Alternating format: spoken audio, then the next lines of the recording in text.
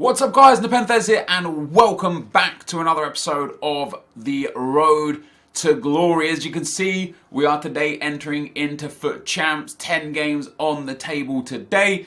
And it was a good start for me for FUT Champs, but this was one of the most testing FUT Champs weekends I have ever had. We'll talk about that more in future episodes and as to why. But the screen right now is showing the team that we're going to be taking in. I believe I didn't show me buying Florenzi and Manolas, so I show their prices now. I might have shown them in a previous episode. I can't specifically remember. However, the team looks good. The formation is nice. I am going to be changing formation in-game to a 4-1-2-1-2 narrow. I know I say do what works for you, not what the pros do or what the other people say for you to do.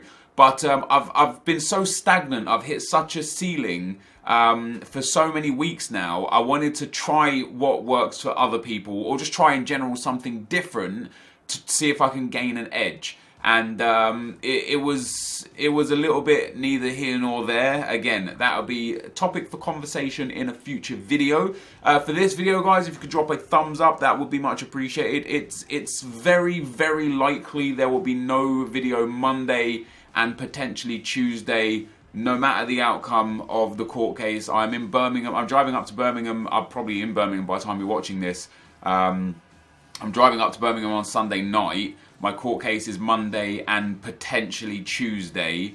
So best case scenario, there is a video Tuesday or Wednesday, and worst case scenario, you know, this is the last one on the channel for a little bit of time. But we can only think and hope for positivity. Again, I've mentioned it many times before. I appreciate your guys' incredible support throughout my troubled times right now. And the answers that you are seeking, whether or not you derive them from the news sources that are going to give them to you in the next 24 hours, or whether you wait to hear the story from my perspective, that's entirely your choice. But you will get answers one way or the other for whatever you want to do, whatever you want to see, whatever you want to know. Those answers will be coming. So I tried some new things with custom tactics as well, just based on my limited knowledge of how they work and how my own gameplay goes. I figured let me just try something a little bit different, you know, try and figure out what's there and what's not there, and that is where we ended up basically. So Charlton Jones says, "Hey Nep, do you think EA should let us specify searches in the transfer market, for example, gold informs or Movember, because it's really hard to find what you want? Good luck on Monday, man. Much love from South Africa." And thank you, first of all. And yes, I do. You know, that they've improved the transfer market this year by adding the special card. They've also improved it a lot in recent years by being able to search for specific position modifiers. Like, do you guys remember back, I'd say maybe 2, maybe 3 years ago, if you wanted a position modifier, it was just one search. You just searched for positions, and it was just everything was there, and you had to filter through and try and find the one that you wanted. It was horrendous. In general, the transfer market, it needs a huge overhaul. We need to be able to search by every item individually. Like for you say, you know, informs and Movember cards, team of the group stage cards. There's so many special cards now that the category special in itself isn't a broad enough horizon to get what you want. For example, as you said, outside of gold, and even then I believe you should be able to search for rare gold and common gold. Even outside of that, you have man of the match, international man of the match, and European man of the match cards. You have team of the group stage cards, one to watch cards, inform cards, legend cards. We've also got hero cards. There are, what was it? There's so Movember cards. You know, there are so many. There's probably 8 to 10 different variants of what a special card is. Team of the year cards, and it's only going to become bigger and bigger and bigger as we get team of the season cards and any brand new special cards that EA have got, you know, up their sleeves. The screamer cards, for example, there as well. There's so much there that we should be able to search for what we want, not a broad category of what we could potentially want. The same with fitness cards. I want to be able to search for gold squad fitness cards. I want to be able to search for player attribute cards that are pace only. I don't want to have to just look at player attribute cards and see golds, the all attribute cards, the individual attribute cards, the goalkeeper attribute cards. I want to see everything. I want the ability to be able to see everything in the transfer market. The sad news is it's almost definitely not going to happen this game. They don't change stuff like that in game unless there is a huge error with it and it's broken. In general, they don't update that sort of stuff until a next year. So hopefully FIFA 18 will see a better transfer market, better search set of functionality within the transfer market. But if it doesn't, you're literally probably looking at FIFA 19. You know, we get by, and this is one of the biggest problems of FIFA not having a true competitor, is the fact that they're able to like rest on their laurels a lot. They're able to be lazy with what they're doing, or rather not lazy with what they're doing, because I don't think they're lazy. I think they do a great job, but they don't prioritize the small things that could make the big difference, because there's nothing to compete to say that they would need to. You know, what benefit would they truly get from fixing that in the transfer market? The ultimate answer is not much at all. They wouldn't gain customers through it, and they're not going to lose customers for it. They're just going to please customers, whilst in most business senses is a good thing. But again, because there is no competitor, it doesn't matter. It's not priority number one, you know, which is sad, but unfortunately seems to be the truth. Ben Russell says, hey Nep, question on how you feel about fitness in FIFA this year. And we've discussed fitness in the past previously, but I think this takes a little bit of a new approach to it. He says, I feel like you can't play more than a game without applying fitness like you used to, and how problematic this is for FUT Champions. I think most people don't want to play with two teams in FUT Champions, so they have to spend a lot of coins on fitness cards. How would you feel about the possibility of FUT Champs being a non-fitness game mode, similar to how in Draft it just doesn't display fitness? I feel this wouldn't make the fitness cards useless because of divisions and the online tournaments, and it would be such a great change for the majority of players. Would love to know your opinion and love the videos. I don't necessarily disagree. Yeah, I think Madden has draft champions where you literally submit a team and you have to deal with that team throughout the 10-game process.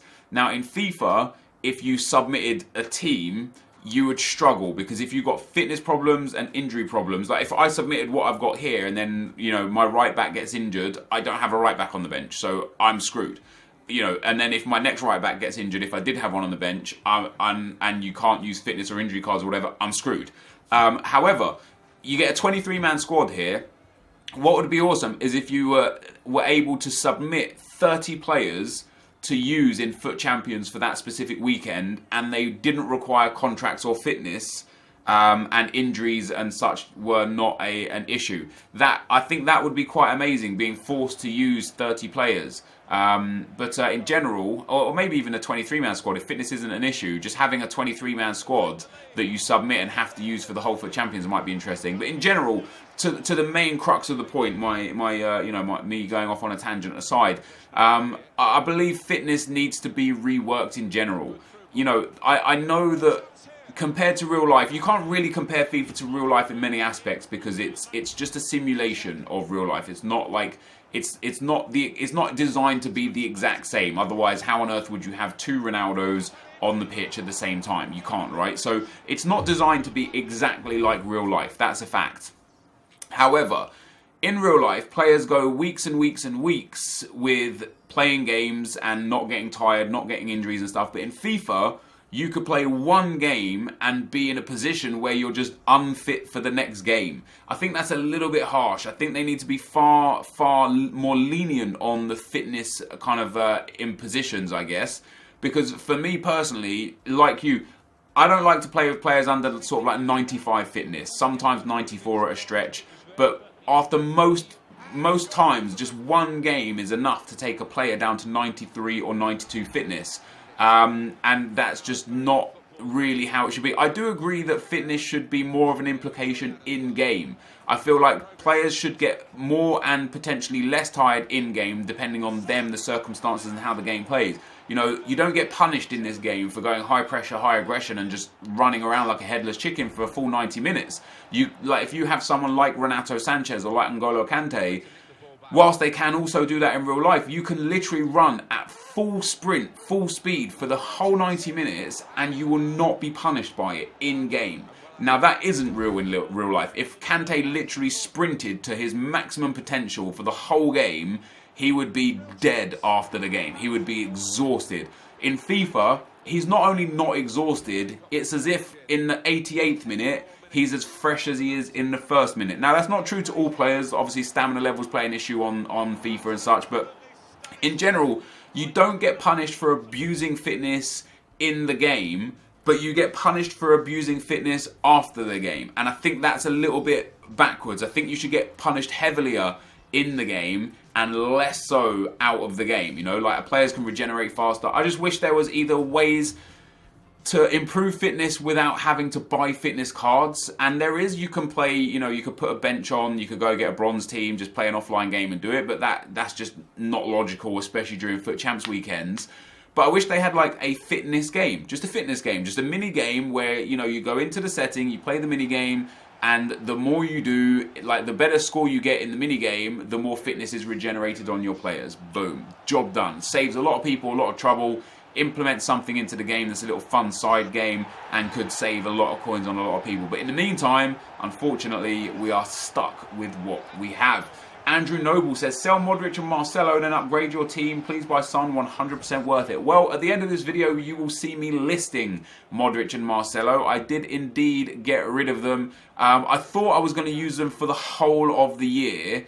But by having them in the team, they just really limit my squad building opportunities. They limit me to being forced to use certain players and certain formations. And I absolutely didn't want that. So the best way to do things was to not just have them sitting on my bench and think maybe I'll use them again. It was just to sell them, get the coins back and move on.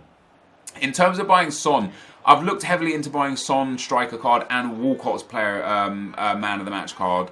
I don't think I'm going to do it. If I had tradable versions of Son and Walcott, I would sell them and buy the upgrades. But because I have untradable versions, the actual true upgrade that I get after Chem Styles and capped chemistry points are applied, the actual upgrade is not worth the 250,000 for Son and the around 300,000 for Walcott. It's not worth it. I would rather invest my money elsewhere and try something a little bit different somewhere down the line.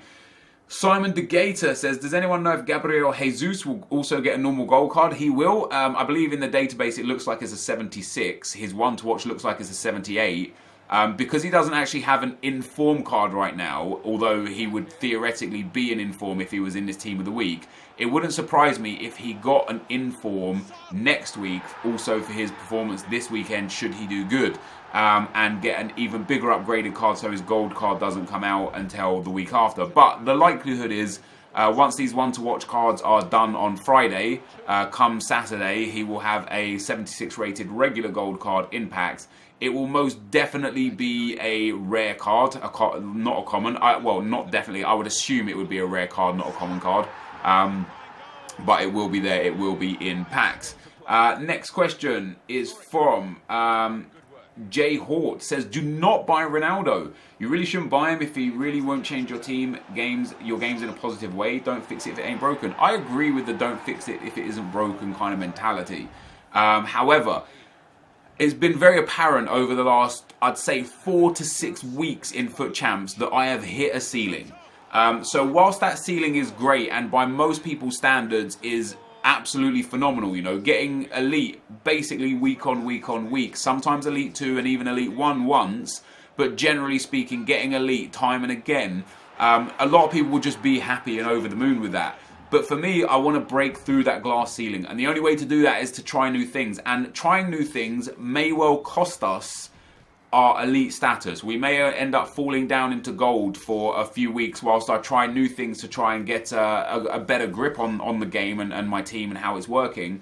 But ultimately, I agree in the sense that I don't think buying Ronaldo is necessarily the right move for the club. And the reason why I don't think that it's the right move is because I believe that Eden Hazard is going to get his Player of the Month card upgraded if he gets an upgrade for the winter upgrades, which will make him even better. And he's already amazing. There's no point changing something that good. I agree, though, with what you're saying, you know, if it ain't broke, don't fix it. And in that sense, Eden Hazard is one of those things that I could put 99 Ronaldo there instead of that Eden Hazard that I've got, and I wouldn't get more output out of it. I might score one more goal in 30, 40, 50 games. And sure, that goal can be the difference between a win and a loss, or a loss and a draw that goes to penalties and turns up into a win.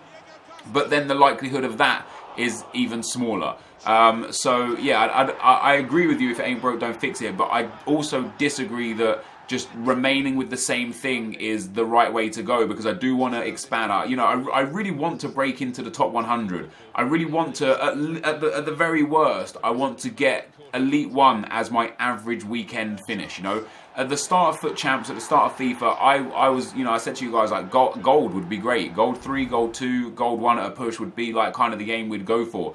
We've proven that we have the smarts about us to better that and do more than that. And on one occasion, we've got 34 wins, and on 2 occasions, we've got 33 wins. So I've been in positions where, you know, Elite 1 isn't out of the question. So for me, going forwards, learning, changing something to get that mini edge, that 5% extra that will be 2 extra wins every week. That's what I'm looking for right now, to try and get myself to be Elite 1 every week, and then, you know, potentially have weeks where I push on to top 100. J87 says, Nep, love the series, but it's getting kind of repetitive when you just use the same team over and over again. For example, Fuji has a Road to Glory, but every single Road to Glory episode he uses a new unique team. I think that people will like this more as they get to see you use different players. Fuji's Road to Glory is fantastic, and if that's what you're looking for, I just suggest you go and watch his Road to Glory, you know. Different people have different opinions and perspectives on how to maintain and manage a Road to Glory account. And this is my perspective and my way. You know, what you're basically asking me to do is to put aside all the millions of coins that I've put into the Player of the Month cards, the SBC cards, and go and use some other random cards because some other YouTuber does it. Whilst I don't disagree, as just discussed, that changing certain aspects of the team is important at certain times, just flat out changing up the team every episode for the sake of it is going to do nothing but be detrimental to the series. It will cost me tax and depreciation on players to the point where I'll just like lose coins consistently, and it could potentially hamper my gameplay where I don't finish quite as good as I even should do on a poor weekend, and then I will like essentially lose coins in that manner too. I've changed my team a lot over the past weeks and months. Every time a new Player of the Month comes out, my team typically changes. My red cards have changed my team.